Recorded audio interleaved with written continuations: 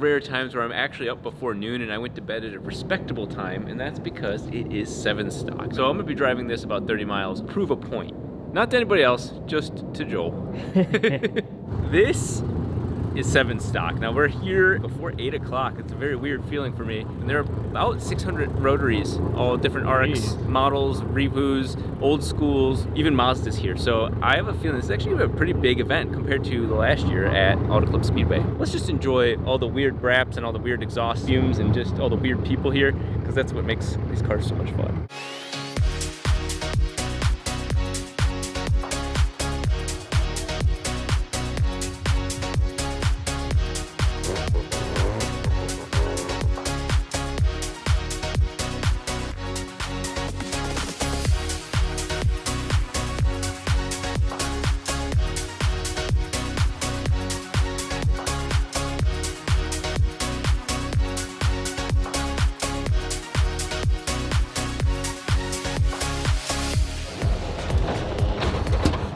Oh, it almost did it.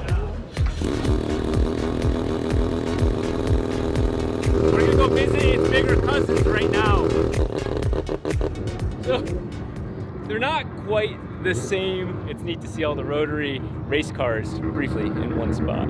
The 792, while it wasn't as famous as the 77B, this is one of the newer ones, and it is an absolute work of art. 2 or 3 of them technically, and in fact there's almost enough parts to build a 4th one, but half of a car. I've thought about buying it. Absolutely beautiful, and it did compete. We're standing in front of Legends. Right next to me is the only running all-wheel drive 4-rotor in the world. With my 4-rotor down, Todd has the title. There's a lot of things that Todd also has that mine doesn't. One of the things is a lot of firepower with twin turbo in here. Todd and I have the same basic concept, but we do it so completely differently. There's almost nothing shared at all. Todd fit it in a stock FD chassis length. He's using Corvette arms, and then he's got the whole Lamborghini drivetrain. Whether you like or hate the front of this car, this is not a body kit. This is actually all worked metal by Todd. Pretty impressive that way.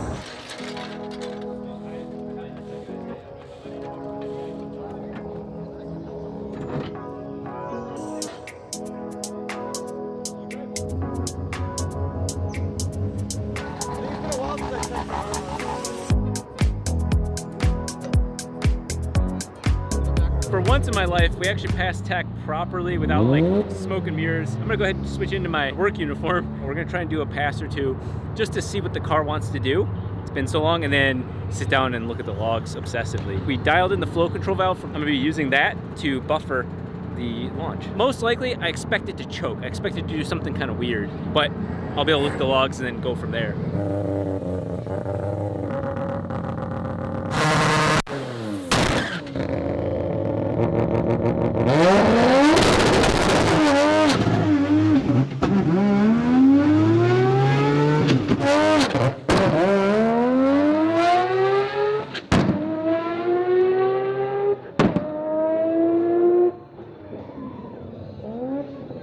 Not bad. No, that was super low boost in first and second. It stuttered like I expected it to, but it was a great first run. You blew my ears out, dude. Yeah. It sounded really good. In 3rd gear, you can see was going wild. We got some good numbers to go through with that. It was funny because as soon as I heard the anti-lag, I was like, oh, I didn't know he was out there. We did 7.8, I think. Yeah, it says 7.8 at 101. A 60 foot was 2 seconds as expected, nothing crazy. We're gonna tune it in. One of the biggest mistakes I made, this is a very specific thing, is the fact that based off of the launch control state, not launch control input. So what happened is as soon as the car said it launched, it turned off the flow control valve, it turned off my higher boost levels. Instead of saying, hey, launch control state, it's launch control input. So when that button is on, all of the functions work as they're supposed to. It's starting to spin, but I also have traction control like coming in too quick to cut the car. Everything's gonna be just like 10%, 20% better. I'll just kind of keep stepping it up instead of just overshooting and then I'm just skating down the track. So I'm gonna go ahead and do another test pass. I don't think it's gonna be the one, but I think it's gonna be good. I think it's gonna be good.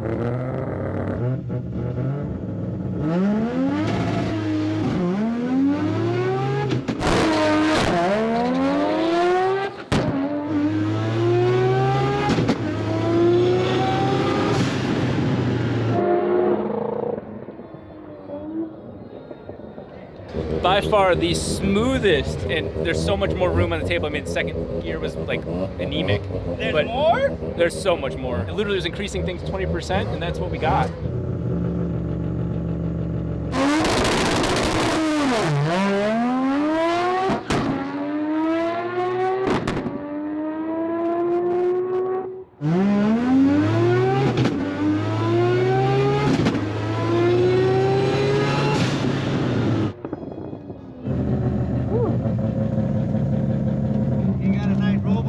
Yeah. It's not complete. You need to have the sidebars for drag racing. Oh, okay. Okay, at least one side, so be careful. It came out all sporadic, but that's your time and everything. That's your 60-foot time. And all that stuff, so. Okay, thank you. We're right at the edge of like getting kicked out. 7 flat, I Yeah, think. 7 right? flat. Fast enough for door bars now? Yeah. Congratulations, bro. Thank you. Just keeps getting faster and faster. Second gear was still really low. It's all tuning now at this point, but I'm learning. And it's nice to have like a test and tune day. After drag racing, we just swapped the tires back. So we still have the boner and sweatpants rear shocks on there. We're gonna go ahead and take it back to the shop, and Joel is gonna have the ride of his life. And then he's gonna get into the car with me.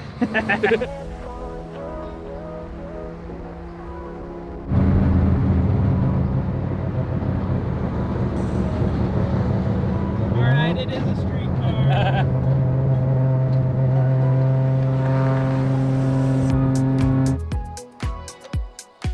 This is truly the first track day where it's not about anything other than repetition. Those sort of things don't normally make a good video, but for me and for anybody that has driven on the track, you know that that's actually where the track is at. Today's the day for the boys. So Joel and I are both gonna be on track, and hope to God I can beat his ass. Really, the time I would look for is a 125, and if Joel is anything faster than me, I've already got damage to the front of this car. I'm not afraid to pit him.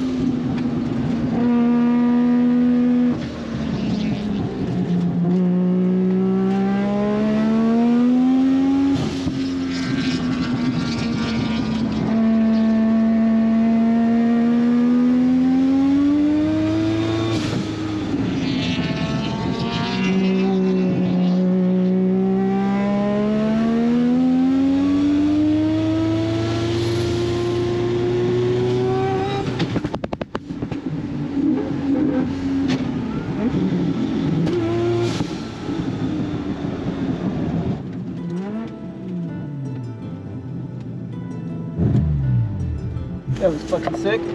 I don't know what the time is yet, but I was about to set a really good lap, and then the car cut power. Oh, I shit. think the fuel system. She looked good.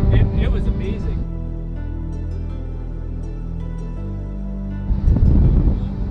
Guess what time?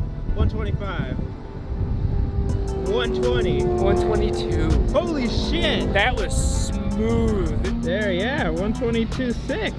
You got more in it too, Oh, for sure, so right? much more. I might rewire the fuel pumps just because I'm hitting a bug, so that way it doesn't cut power like that. It was a solid lap otherwise. It was nasty. It was like the best of my ability at the moment, and it wasn't slipping at all. It's Joel's turn.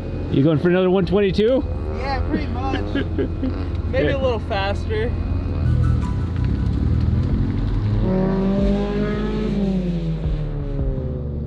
Here's the beginning of his hot lap.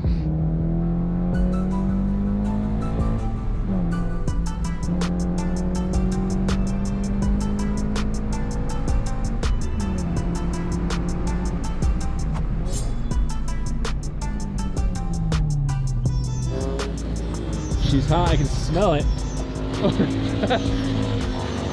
Sexy. The whole section. How'd you do?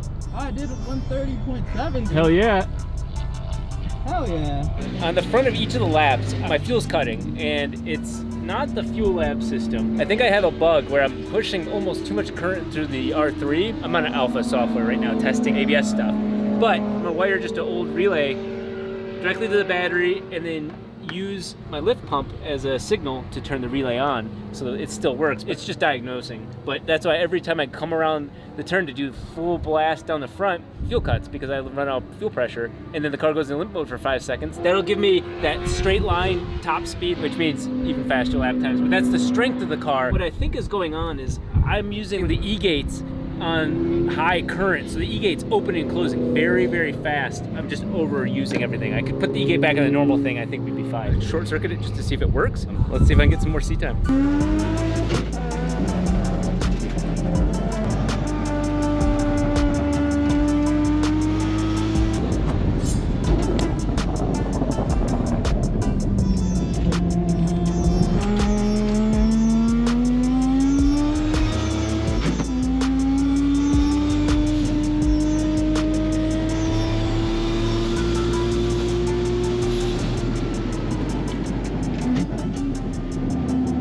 That is incredible. Second session in, just learning amazing things about the car that I've never been able to do because we're always dealing with issues. I'm going to that territory that I was with the Formula Mazda where it's just like, how far do you want to go? I'm not apexing all the turns properly, like fully, but I am getting better at them with this car. If I was just going for a time right now, there's some tuning things I can do, but it's mostly driving. It's a little understeery. This is the first time I've ever checked my tire pressure. They're at 38 hot, so I think I am overinflating them a little bit. Today is such a massive win, and of course it's the one day where it's the smallest event, but that's what testing and tuning is all about.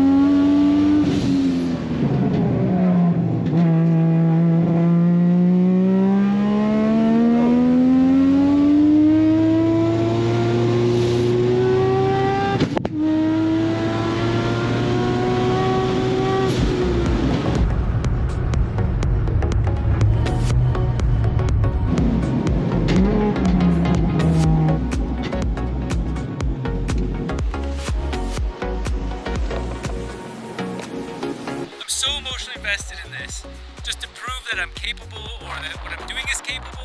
But there's 121.3. I knew that lap was a 121. I knew it. I could have gotten into 120. It was, but I was cooking. and booking. As the day starts winding down, it's finally time for Joel and Mai's group to be merged together. So we'll see if we get some fun shots of his car passing mine.